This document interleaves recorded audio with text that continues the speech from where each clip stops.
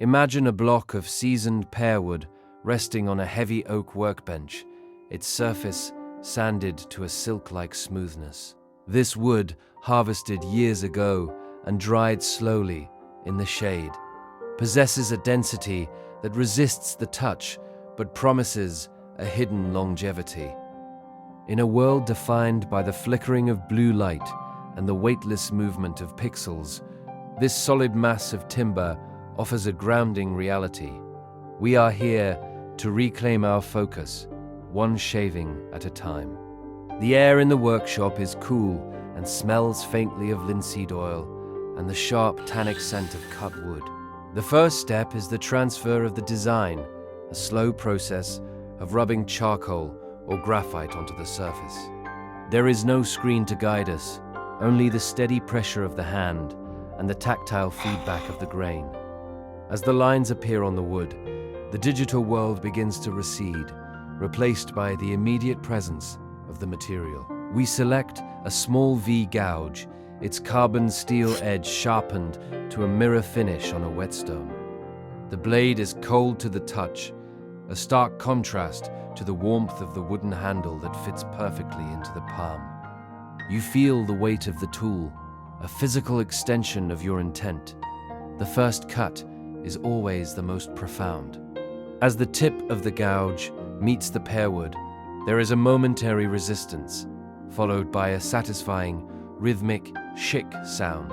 A long, curling sliver of wood rises from the surface, translucent and delicate like a dried petal.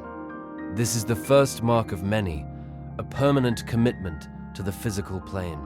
In this space, there is no Control-Z and no undo button to erase a mistake.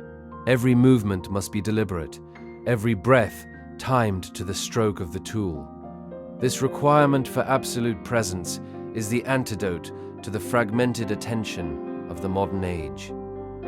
The mallet, turned from heavy beech, rests nearby, waiting for the deeper work. When the chisel requires more force, the mallet delivers a soft, dull thud that resonates through the workbench and into your very bones.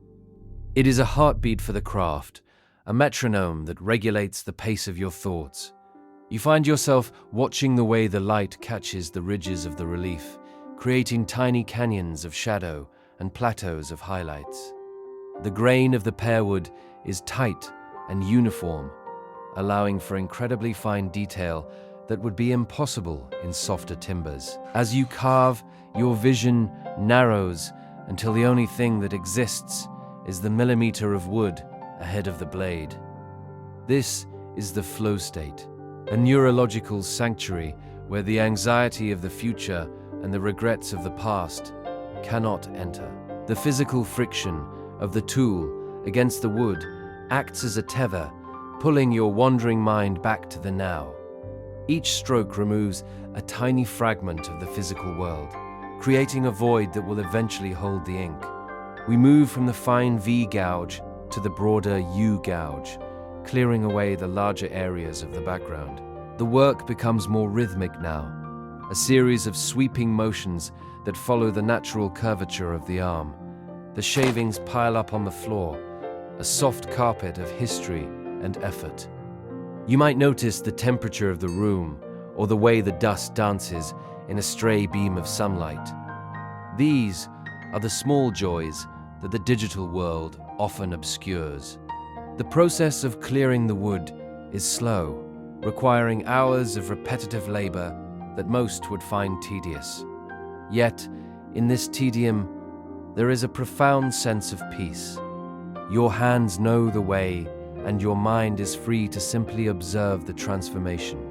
We reach for the fine needles and tiny scrapers to clean the edges of the design. The precision required here is immense, demanding a stillness of the body that mimics the stillness of the wood itself.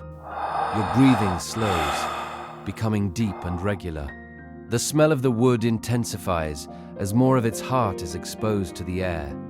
It is a clean, honest scent that reminds you of the forest from which it came. After hours of carving, the block is ready for its first proof.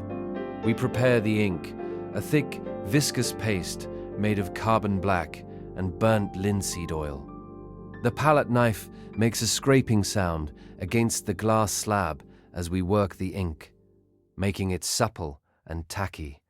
The brayer, a heavy rubber roller, is moved back and forth through the ink with a characteristic hiss and pop.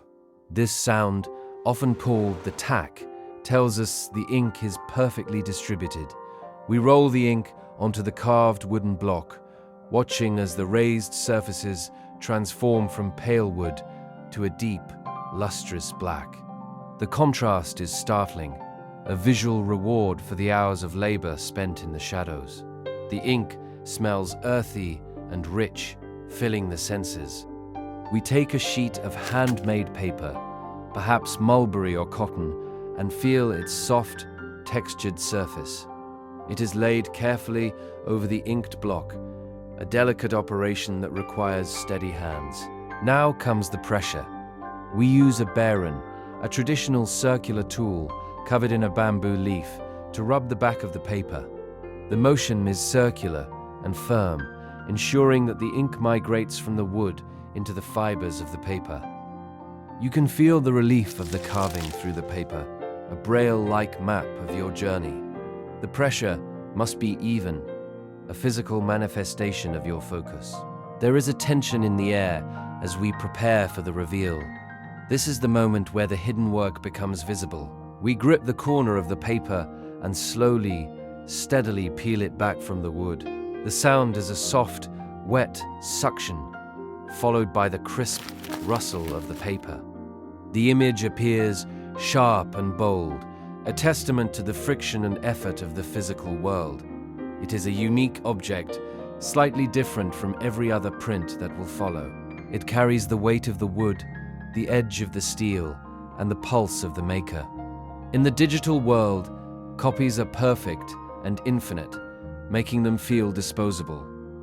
Here, each print is a struggle, one against the resistance of the material.